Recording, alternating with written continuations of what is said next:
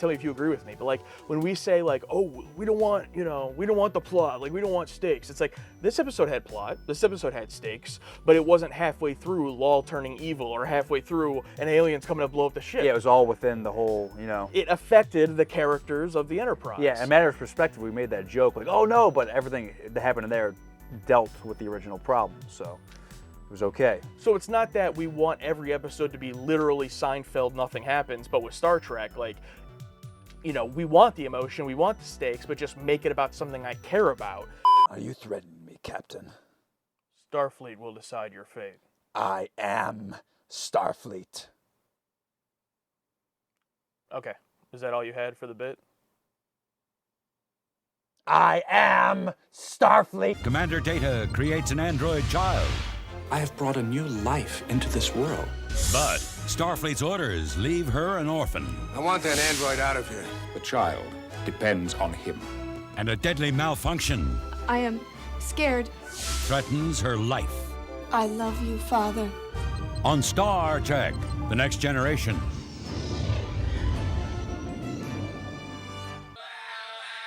You ever hear this? I have. And what are they saying? Lol, lol, lol, lol, lol. Yeah.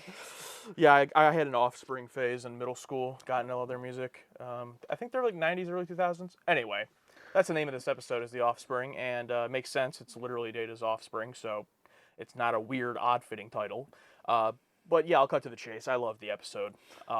It's up there. I'm not going to definitely make any statements until we get to that season end recap, but it's up there not just for this season, but you know, for the series. I loved everything about it, and we're known for nitpicking things. Maybe there's stuff you'll talk about, but I don't know if there will be for me. I'm going to try to think about it as we go through it. Yeah, I say this every time, but this might be our shortest discussion because of how much I did enjoy it. I got a little bit towards the end. I started to feel the swelling a little bit back there, but I didn't fully shed a tear like this fucking guy over here. I mean, maybe if I had a little more alcohol-induced emotions through me, but I don't know. Yeah, well, I'm dry sober, and so that's how you know it was really good. Yeah, it cracked me. I don't think I've cried watching something since Tick Tick Boom, that movie randomly, and then I told you about why I cried during that. But yeah, it got to me. I've never cried on camera before. We're genuine in our reactions, so I'm not gonna not tear up and cry. And it got to me. But it definitely was weird. I mean, you've done it before. Does it feel weird when you tear up? It felt weird for me. I feel like Data when I don't cry. Like I want that feeling. It's one of those few that I do want. Because during this, like I wanted to, it just didn't break through. But when it does, it's like, it's so nice when the media you're watching can take you to that place to bring that stuff out of you, because you pull all that away. There's like a guy behind a camera, a guy with the boom, you know, a boom operator, a bunch of people standing around with clipboards, and it's like the fact that something like that, when you strip all that away, and you just see what's presented on a screen with these people pretending, and they can draw emotion out of it. Like that's my favorite, when something like that can bring that out of me, because real life stuff doesn't make me cry, you know, which is, you know, I've been to funerals and stuff, and I'm just, you know, I'm sad that they're gone, but it doesn't bring me to that place. The only thing that does bring me to that place is Star Trek and some random movies every now and then. Jonathan Frakes' directorial debut, I'd love to hear the story on that. How did that happen? It was like, oh yeah, let me step in. And I love that he was in one scene, basically. I don't count the end as being a scene because everyone's on the bridge. And the fact that he put himself kissing Data's daughter, but it's not his fault. Like, oh, it's a Lol, you know, she grabbed him. Lol! What are your intentions toward my daughter? Your daughter? This episode is just one plot. You know what I mean? There's no, just in, blah, blah, an alien's coming. No, none of that. Just everything is about this whole story. Measure of a Man 2. It's great. It is very much Measure of a Man 2 in a lot of ways. I do want to give it up to the writer. Go ahead, pronounce it. Go ahead. Renee Echeverria, my best guess.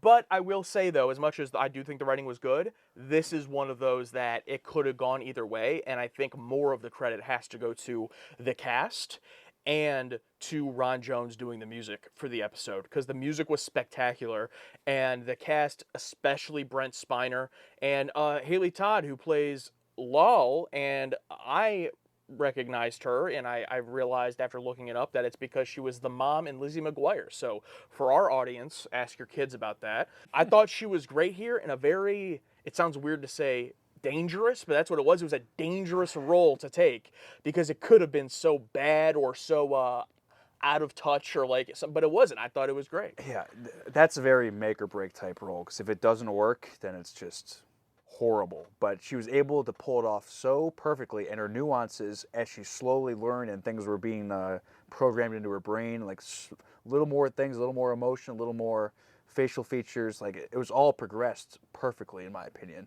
And that's not, I wouldn't consider that an easy thing to do. And like scenes are like not shot in order. You know what I mean? It's not like they start from the beginning and film all the way to the end. Like, so you film the end, the middle, the beginning. It's not that, depending on what set you're filming on, depending on who's there, it's like, it's credit, just nothing but credit.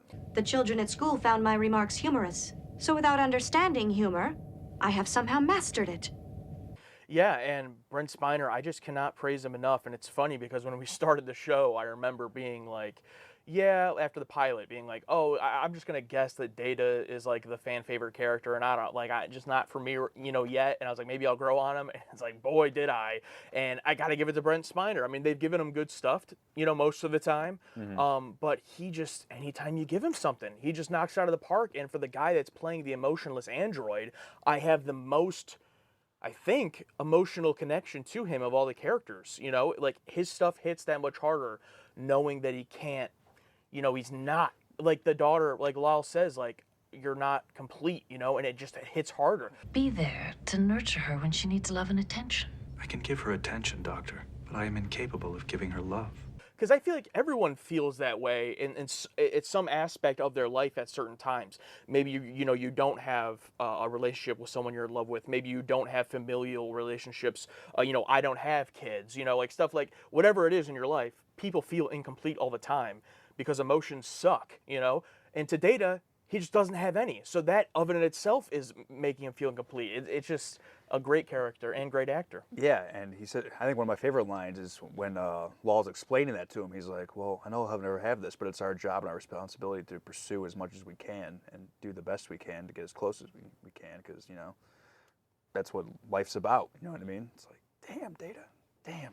Yeah, and it's funny because I did not expect this episode to be so emotional and deep from the opening. The opening hook is, of all people, Geordi, Troy, and Wesley. They say they're all coming back from a conference. They are looking for, I think, either Data calls them in or something along those lines.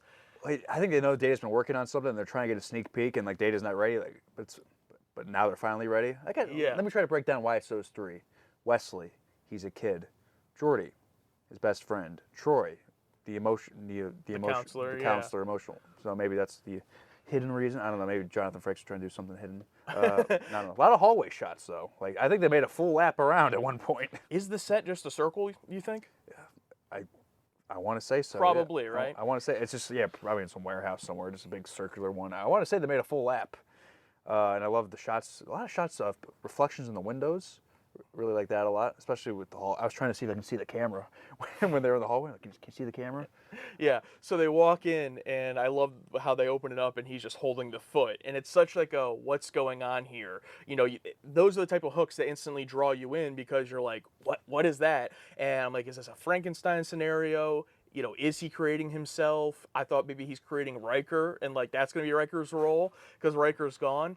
But him having a child and calling it his child, I was so surprised by, for two reasons. One, he's never expressed any type of want or desire to have a child beyond, I know he wants to be a human, but he's never specifically been like, if only I could have a child. So that it was surprising, but also because they've delved into before how significant it is that Soong created him and Lore, and he's the only one that they know of where he is, measure of a man, you know.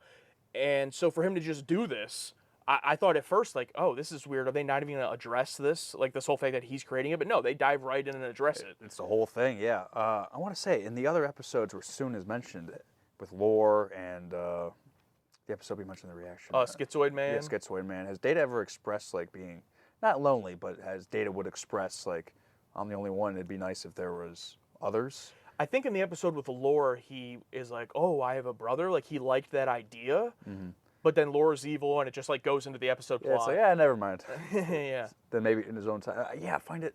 I love the whole like, at a base level, like, oh my god, this is such a big deal. He's creating another AI, but it's like at this point in Star Trek, it's people have kids all the time, and that's what Data's argument. Like, oh, do people on Starfleet have to, come to you every time they procreate? Do we need to have all these regulations? Do you ship off your kids when they're infants or whatever? What did you think of the original design of Law? Because it scared the hell out of me. I thought it was awesome looking Yeah. in terms of practical effects and originality. I'm like, oh, I almost wish it was there the entire time. I don't know if we'd get the same emotion. Yeah, we'd probably get the same. Maybe. It's like, I want to give credit because, I don't know, we watch Enemy Mine and that gets emotional, True, yeah. that thing. It was just so terrifying. It was terrifying to the point where this is almost a little nitpick when they're walking down the hallway. Another like Chief O'Brien moment where like people on the bridge are like looking at it like, you see aliens all the time. Oh, You know what I mean? True. It's like maybe you don't recognize that species, but like unknown species are everywhere. So why do you go like, oh, it's like, That's it. Well, because it was gross. yeah. But I get your so point. I don't know yeah. if that's a direction on Frakes. I don't know if that's just the actors being like, oh, I'm acting. Look, see, look, I'm acting. I'm reacting to a stimulus. I'm imagining Frakes with his damn grin, and he's like, "Hey, all you guys, all the extras." He's like, "Look at this thing. Like, what is this thing?" It's like, oh, I can just imagine him as a director. Yeah. Oh, you've never seen something like this. He almost forgets he's directing Star Trek and says something. Yeah, like something he wrote. Like, yeah. I thought the design was really cool while terrifying. I was gonna say in the reaction, but I got cut off by something and I forgot. It reminded me of not a lucid dream, but sleep paralysis. I've never experienced it, thankfully. But when people say like they wake up with sleep paralysis and they'll see like things in their room, I'm like, that's what I would see. Lol's original form. Lol's original form. Now, of course, someone will comment, "Oh, I have sleep paralysis." So please tell me if you do. I'm curious. Do you see Lol? Yeah. So let's jump into a little bit. Obviously, we're more humorous about it, but the whole idea, a little ahead of its time, of Data, letting it choose its gender, sex, and appearance. To have that in there, I'm curious of like, oh, they didn't even think of it like that. Like, I wonder what had them make that choice, because I did find it very interesting. I brought up a reference to that Twilight Zone episode that I have a very vague memory of, but I'm interested in rewatching. But the whole idea of what if humans got to that point where you were born as this blank slate and you got to choose everything. More realistically, the parent would probably choose everything, because as a baby, like Lal, I guess, had enough knowledge and awareness to choose, as to where an infant literally wouldn't. But that's always fascinated me. Like, as we progress as humans, what will be our evolution? Because it's not going to be a nature-related evolution, probably. It's going to be technological-based, most likely. So that type of stuff fascinates me. Yeah. Yeah, it's scary as well. How fast humanity has grown. I mean, like just 300 years ago, like look where we were, and Yeah. like 100 years ago. 100 years ago, look where Yeah. yeah, it's scary. Yeah, I don't know. Maybe because it's a robot, Data just blank slate, and Data is like the most logical one, so he has no feelings to whether he wants a boy or a girl. So it's like, oh, let it decide it, because Data is very smart and pretty progressive, I'd say. And I was a little disappointed that he says he has like over 13,000, and then we get to see like 3, and like 2 of them are just basic humans, and then An Andorian. It was cool to see the Andorian, but it was Yeah. green. So please explain that, Our female Andorian's green. I don't remember that. because they were for sure blue. But the holodeck, that great pan shot as like, and it goes through like the view screen of like the different species and everything. Oh, that looks great. Wonder how they did that. That was neat. And I love the moment once Picard finds out about this, and he's like, oh, "I wish you would have said something to me." And he's like, But I love the moment when they're in his ready room, and he's like, "Oh, are you ready to be a parent?" And Data talks about how he's read up on all the parenting books and all the parenting knowledge, and starts to get into like the different ways, the different philosophies of parenting, which is so true. And then as soon as he gets to Klingons, he's like, "And then Klingons with their children." Picard's like, "Oh, Yeah, Data. It's like the classic. They want to tease the lore, but they don't want to like have to actually explain it. So it's just like a little nugget. Like, of course, Klingons would have their own weird, culture about for it. sure. And I love how pissed off Picard is. But you think it's Picard because he's mad, but I think Picard's pissed like, do you know what's about to happen? Because like shortly afterwards, here comes Starfleet asshole, and it's like, oh great. Picard's like, I got to do all this shit to keep this, basically to not let this turn sour, because it is a huge deal. Because Yeah. Data's the only one. You know what I mean? And they were like, it was discussed in Measure of a Man, like imagine 1,000 Datas. Can you imagine? And now like the first one after him has happened, and it's like, oh shit, it's happening, and like, I wish I could describe like the first step in like a domino effect. Like this is big. This is really big, Data. Yeah. And he even acknowledges it, Data himself, when he asks him why he did this. And he's like, yeah, what if I did get damaged or destroyed? That's it. That's why it's so important to make one.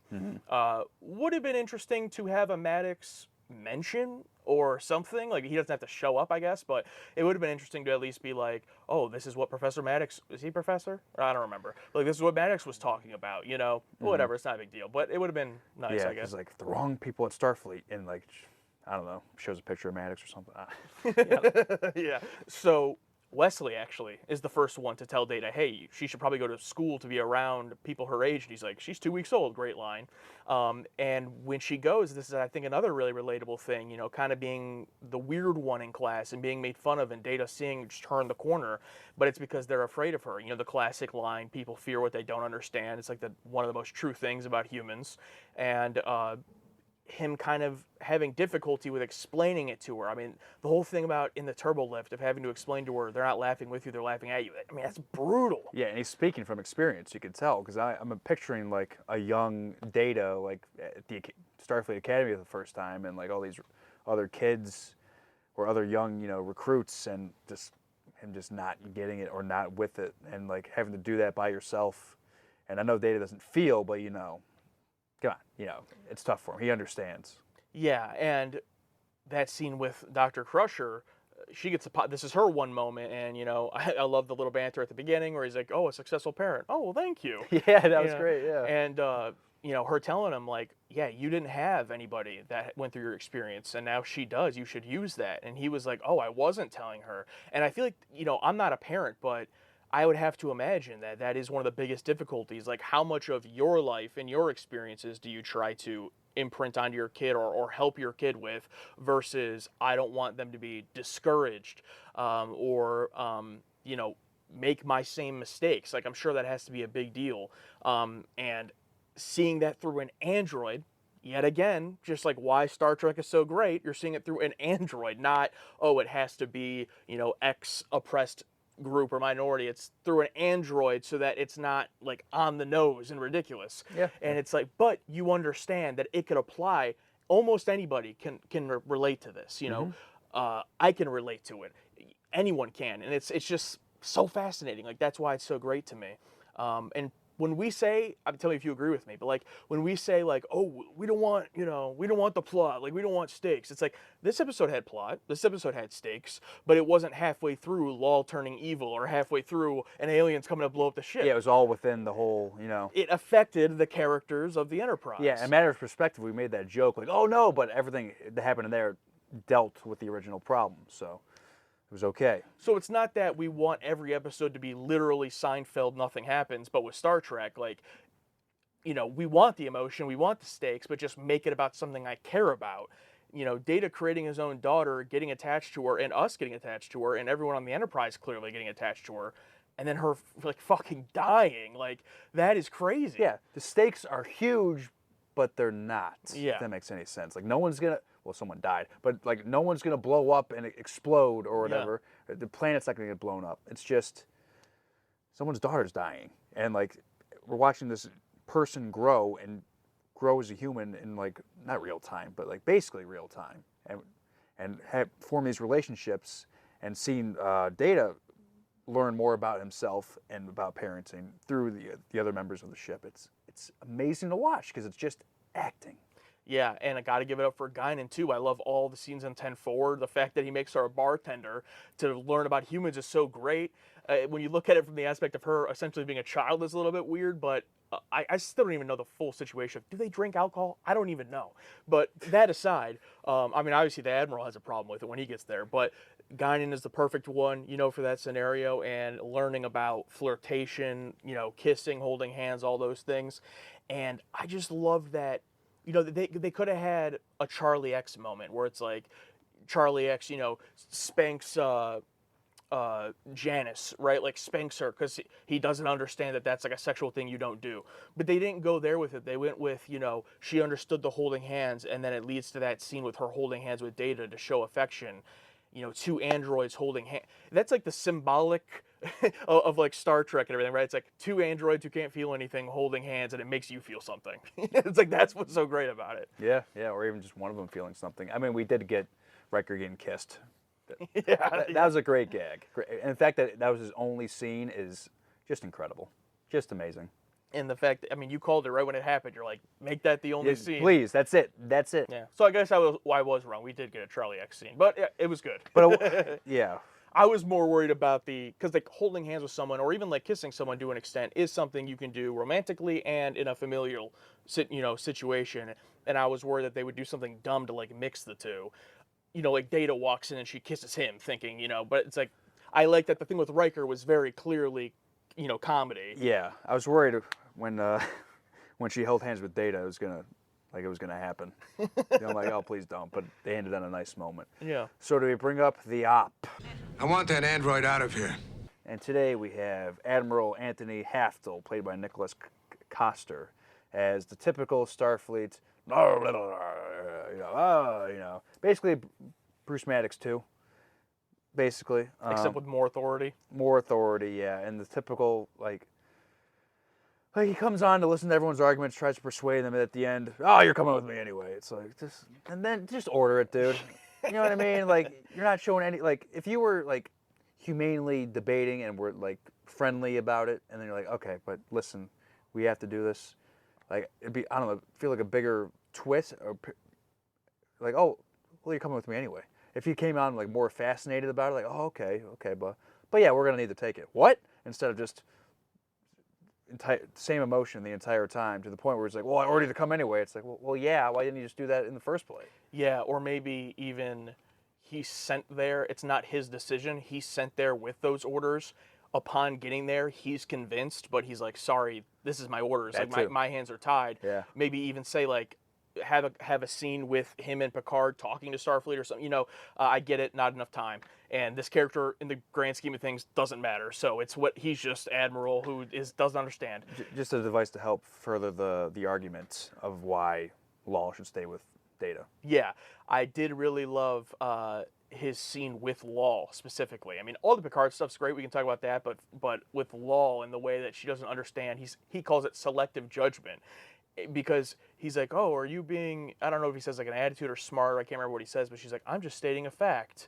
Oh, he's like, you're being antagonistic, I think he says. And she's like, I'm just stating a fact. And it's like, bro can't handle the facts. It's like, he was just, and this is, I guess, if I did have a nitpick with the episode, it's not him. I thought the actor did fine with that role. The character is annoying, but whatever. But why does he even have that authority? Like the whole time I was like, we settled this already. And then Picard even brings up his amazing line where he's like, I helped to find it. Yeah, I did that. Yeah, but yet the Admiral's just like, yeah, I know. Anyway. But it's like, I don't know. Maybe was Data helped when he first came by? Maybe by these similar group of people. So maybe that's why. But regardless, like maybe the only thing I could see is like if Data were to have used 100% Starfleet equipment and technology to make her, maybe. But otherwise, why would they have any authority to tell this person what to do? Like it's because he still thinks of it as a machine, even though we've already gone through this. Maybe that was only in the case of Data, so maybe they think they can pull a fast one. It's like, well, we haven't decided this one yet. It's like, whoa, yeah, it's got to be one by one. Yeah. It's like, oh, we're gonna do that for every single. Yeah, I hope not. But that's my one nitpick is like you have to accept it for the episode and like look, if they're gonna introduce a plot and stakes, that's okay, that's fine. But it is very much like I just felt myself. I never felt justified or any reason for this to make sense. Even with Maddox, I got it. Like I got his motivation. Like he wants to rebuild Data. He's not being evil on purpose, except for that one deleted scene at the birthday party. But like he's not being evil on purpose. He wants to do this. He thinks it's. But this guy is just like. Yeah, this guy showed his hand at the bar scene. Where he's like, oh, 40 trillion gigawatts per second of data processing. You're having her serve drinks. Like, okay, that's it. You want this for business use, basically. You don't care about helping this thing. It's all about pushing. It's about raising this machine to work for Starfleet. Productivity, output. Yeah, exactly. It's Yeah. like you don't care about the fact that it's a kid. It's a kid. It's Data's kid. But he's like, oh, this could be doing so much for Starfleet. It's like, that's it. I do gotta give it to the actor though that he has a very Bruce Maddox like arc where at the end he comes out teary eyed, and at first I'm like, is he teary eyed over her dying? I don't buy that, but no, he was actually teary eyed seeing Data and how hard Data worked on it, and I love that they didn't try to show that. Instead, they showed it through this guy's emotions. Because if it was Data in there, it would have been comical. It would have been like it was doing, Yeah. or and he calls him remarkable, just like Bruce did. So yeah, exactly. It's like these people don't get it, and then it clicks and they get it, and so that was really good. And then, I mean, I don't think we're really missing anything. So let's talk about the ending first with Lal experiencing fear after that discussion and going to Troy. Oh, that's right. Yeah, when she became self-aware and just like. And I have that feeling of scared anxiety, and it's just like, it hits right there. That's it. Yeah. That's what it is. And I think that was the actress Haley Todd's best scene, because it's so believable, an android that doesn't understand, and she's like, what is that? Like, that knot in your stomach and, not being able to breathe, and that all overcoming, an anxiety attack already sucks. Imagine that when you have no emotion. I feel it. And you don't understand. You've never experienced it. Yeah, so it's like, that was so great. And even Troy being like confused and worried and oh, wait, yeah, you are scared. Great use of Troy. Yeah. Do you think Troy actually felt something? Or, yes. Or was it just like she can see like she's scared? I think she felt it. She thinks she felt it. And then she even follows it up when they go to the room where Data created her, and she says she felt fear and confusion. Okay. So yeah, I think she absolutely felt it, and that's what broke her basically. How about that room, Data's workshop room? That was awesome. A great room as well. And with the elevator lifts with that great reveal of Lal. Forgot to mention that. Great. I think that's everything. But and then the death scene.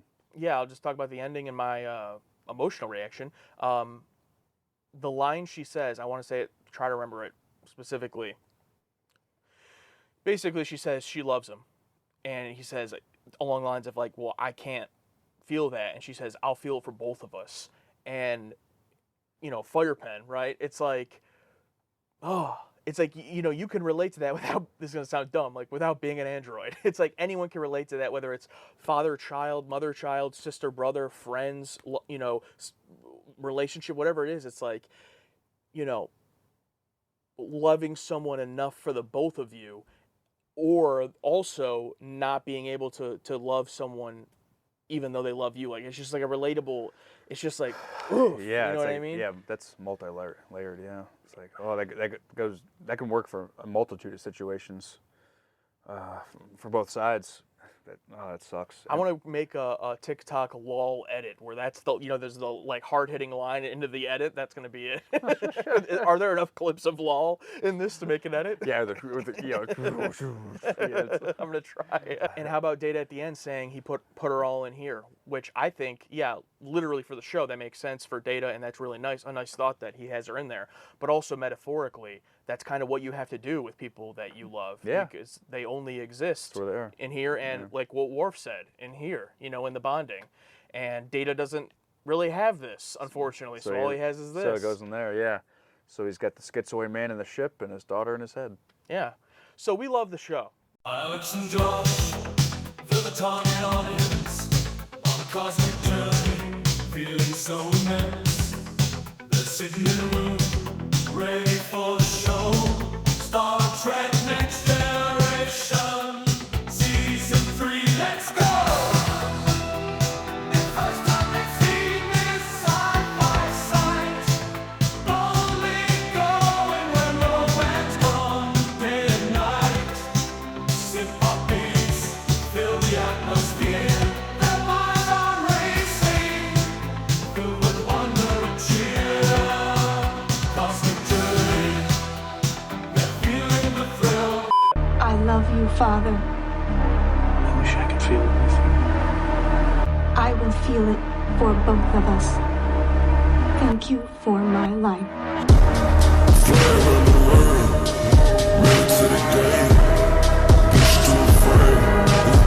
ain't gonna change. Tell me what else.